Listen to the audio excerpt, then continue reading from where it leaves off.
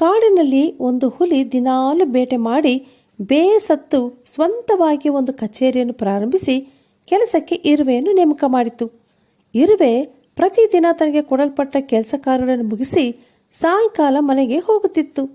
ಈ ಕೆಲಸದಿಂದ ಹುಲಿಗೆ ಬಹಳ ಸಂತೋಷವಾಗಿ ಒಳ್ಳೆಯ ಲಾಭ ಸಿಗುತ್ತಿದ್ದ ಸಮಯದಲ್ಲಿ ಆಕಸ್ಮಿಕವಾಗಿ ಹುಲಿಗೆ ಒಂದು ಹೊಸ ಯೋಜನೆ ಹೊಳೆದು ಇರುವೆಯನ್ನು ಮೇಲ್ವಿಚಾರಣೆ ಮಾಡಲು ಒಂದು ಜೇನುಹುಳವನ್ನು ನೇಮಕ ಮಾಡಿತು.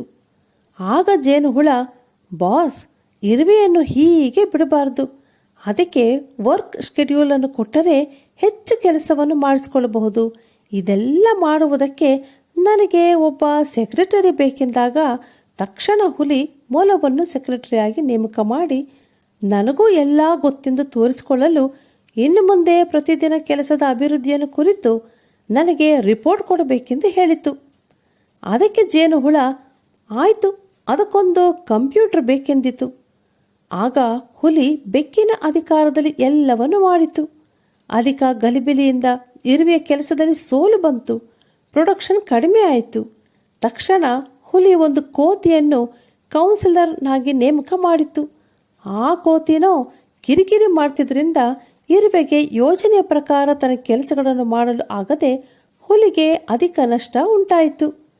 ಆಗ ನಷ್ಟವನ್ನು ಸರಿ ಮಾಡಲು ನೇಮಕಗೊಂಡ ಗೂಬೆ 3 ತಿಂಗಳಲ್ಲಿ ವರದಿ ಒಪ್ಪಿಸಿ ಹೀಗೆ ಹೇಳಿತು: ಕಚೇರಿಯಲ್ಲಿ ಹೆಚ್ಚು ಕೆಲಸದವರು ಇರುವುದೇ ನಷ್ಟಕ್ಕೆ ಕಾರಣ.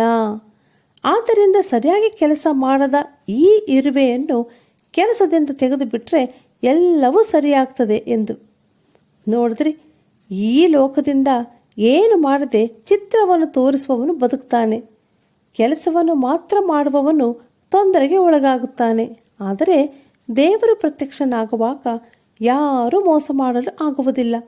ಕ್ರಿಸ್ತನು ಬರುವ ದಿನವು ಬೆಂಕಿಯೊಡನೆ ಉದಯವಾಗಿ ಆ ಕೆಲಸವನ್ನು ಸ್ಪಷ್ಟವಾಗಿ ಶೋಧಿಸುವುದು. ಅವನವನ ಕೆಲಸವೆಂಥದ್ದೋ ಆ ಬೆಂಕಿ ಶೋಧಿಸುವುದು ಎಂದು ಬೈಬಲ್ ಹೇಳುತ್ತದೆ.